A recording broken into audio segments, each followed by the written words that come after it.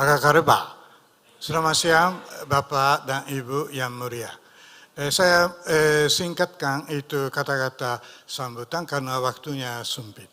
Dan terutama saya bilang itu judul yang diberikan pertama dari Pak Hamid itu kepemimpinan di budaya Bugis Makassar. Tetapi saya kurang punya bahan untuk kepemimpinan, jadi saya menambah data dari Jepang. Jadi judul saya kepemimpinan dan budaya Maru dalam kultur Bugis Makassar dan Jepang dari sudut antropologi.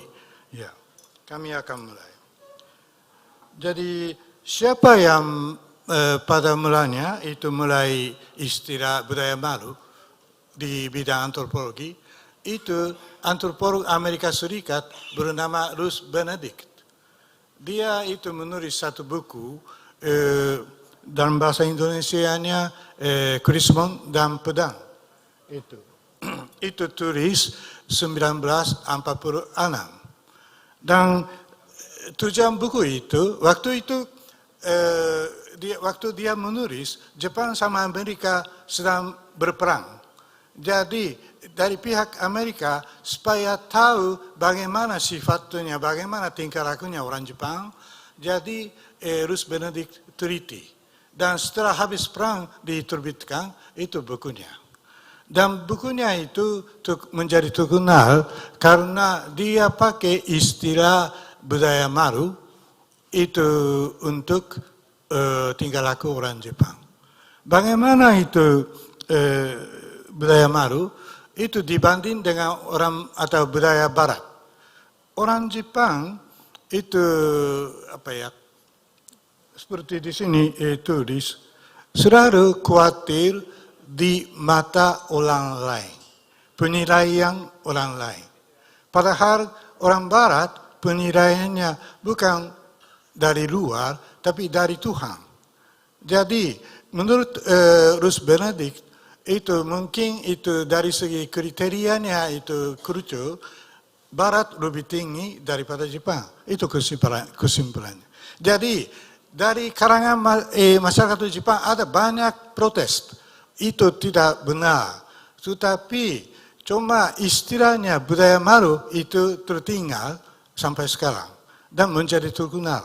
Di Indonesia juga sering dipakai istilah budaya Maru. Dan istilah budaya Maru itu masih terlihat di Jepang. Saya ambil contoh kejadian yang masa kini. Di sini saya ambil dua, tapi cuma saya memperkenalkan satu. Itu ketika ada itu dewan kota di daerah, itu sedang itu ada itu tanya jawab antara itu dewan-dewan dan anggota dewan. Tetapi waktu itu ada anak-anak SD itu datang untuk melihat itu bagaimana kegiatannya itu orang-orang senior. Dan ternyata ada orang senior dewan bermain ponsel. Waktunya itu dewan. Jadi anak SD setelah kembali ke sekolah itu guru itu suruh bagaimana kesannya itu kegiatan di dewan itu kota.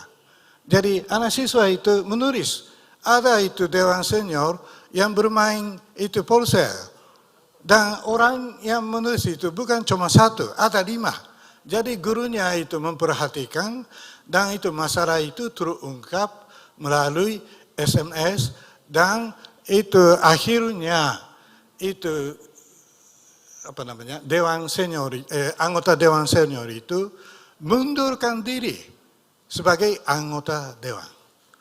Jadi cuma masalah mungkin dianggap masalah sepele itu main itu proses saja, tapi mundurkan diri.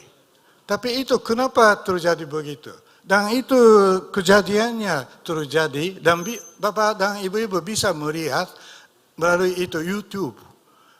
Ada berita NHK itu disiarkan. Di situ saya catat. Itu baru 1 minggu sebelum saya berangkat dari Jepang, itu terjadi disiarkan. Tanggal 16 Juli 2004.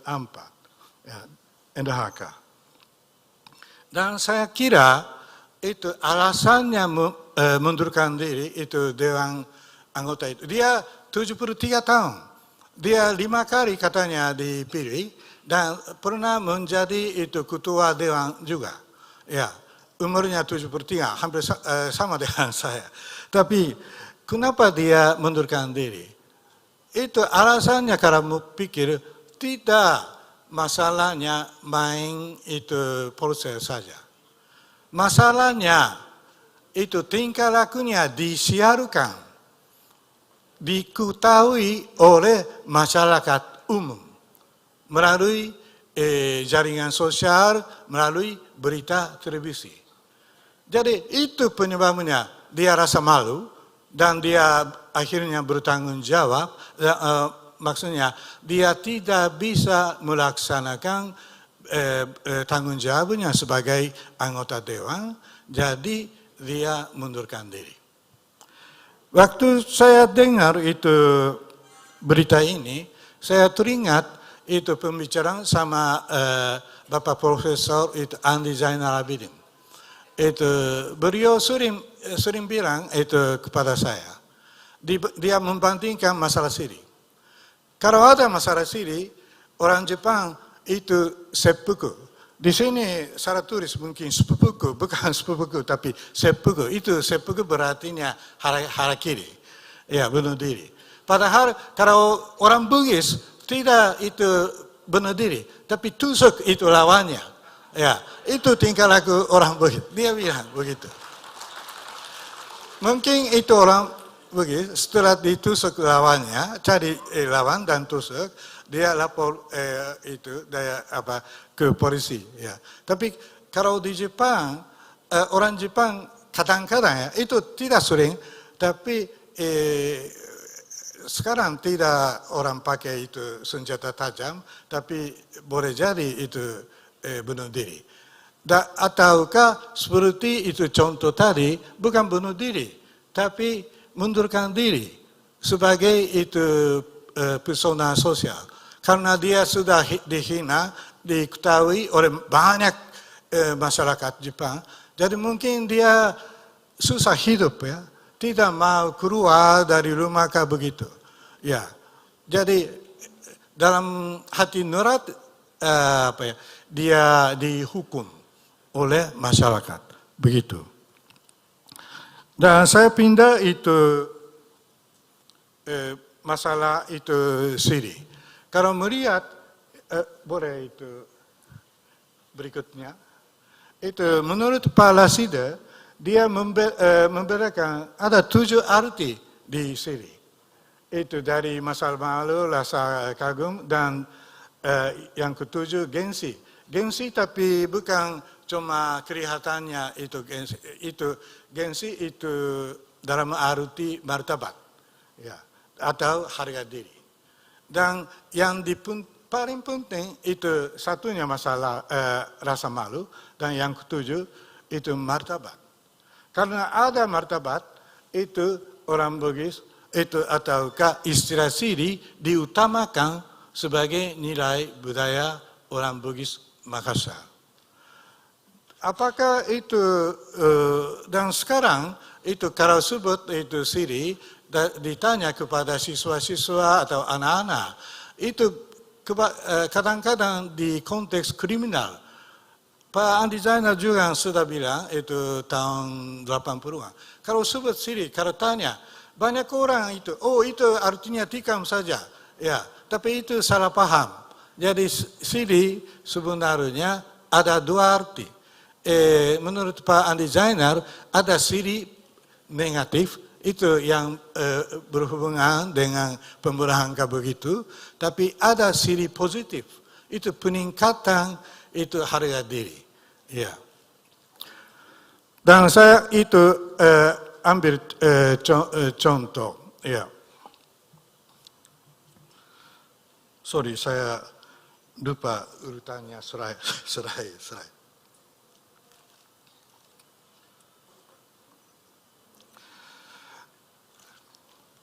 Jadi itu saya membaca.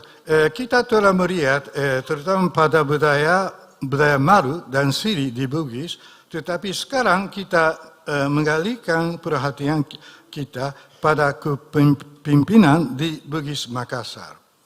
Sehubungan dengan pembahasan tentang Siri, itu peran pemimpin sebagai pelindung kelompok.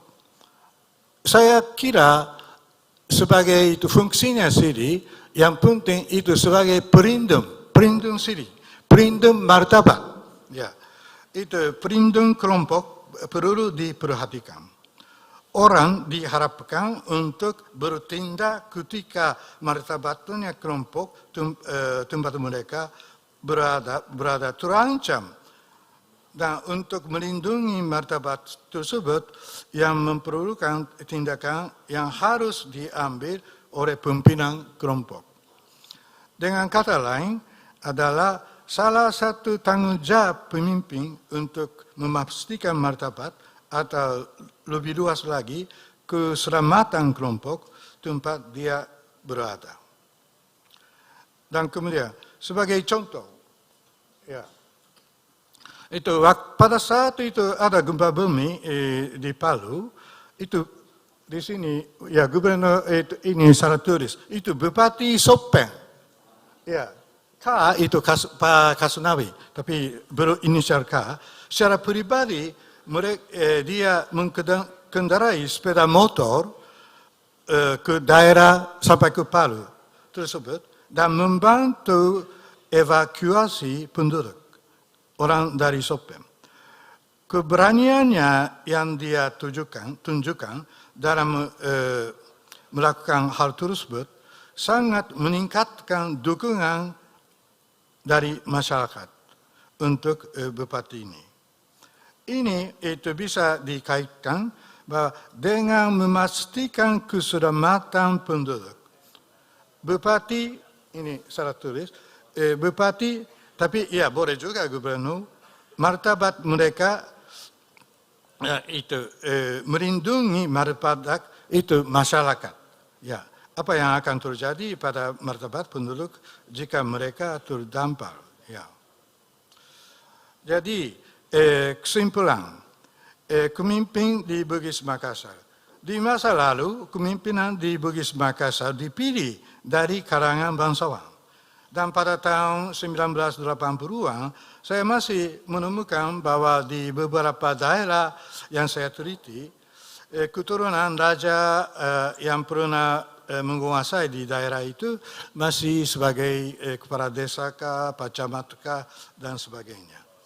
Pada saat ini, kepemimpinan tradisional ini digantikan oleh kepemimpinan perwakilan atau institusional. Itu jadi mereka itu pimpinannya dipilih oleh masyarakat, ya, melalui pemilihan umum atau prosedur administratif lainnya.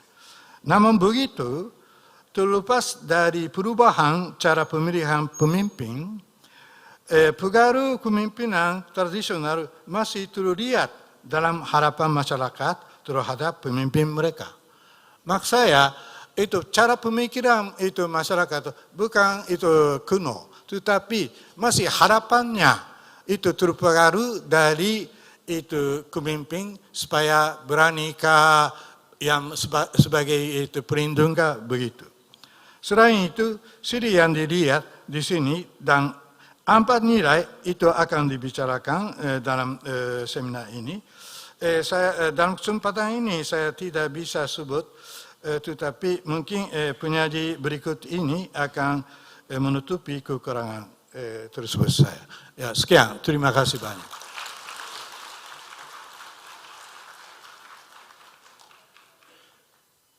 Download Tribun X sekarang, menghadirkan lokal menjadi Indonesia.